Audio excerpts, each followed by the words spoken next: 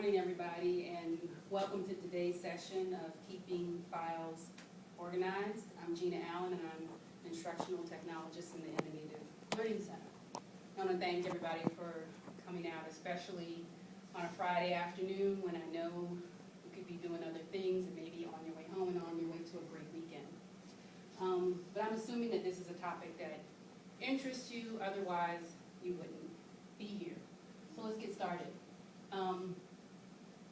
At the end of the summer, before the fall session starts, the other two instructional technologists and I sit down and we format our courses for this semester. We divide up the work and decide who's going to develop which workshop. And when the topic came around to keeping files organized came up, David looked at me and said, "Oh, Gina, why don't you take that? You take keeping files organized." And, well, I almost choked. And I thought, have you seen my desktop? How about my email inbox? I don't know, maybe he was thinking about the trunk of my car.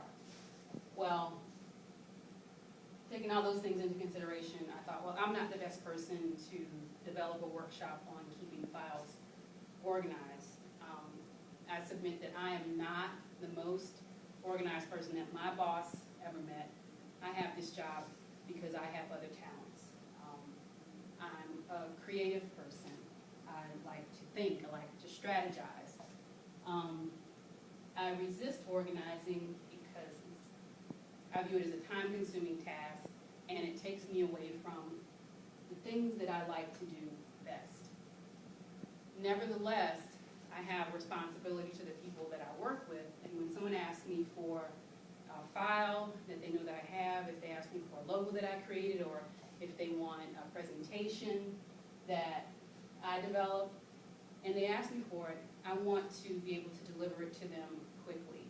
I want to know where it is. I don't want to spend a lot of time finding it, searching for it, and Lord knows I don't want to recreate that file because of not being able to remember what I named it or where I stored that file. So, having said that, organizing is a challenge, and I would submit that it's a challenge for you also, otherwise you wouldn't be here taking this workshop today. So, let's move on to sorting and organizing.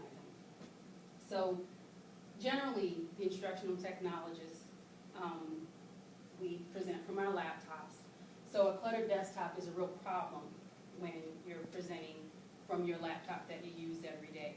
And my prior strategy was to take all those files that you just saw on my desktop, and I would select them all, and I would put them into this to be filed folder, which made my computer look great, and I would really organize them together.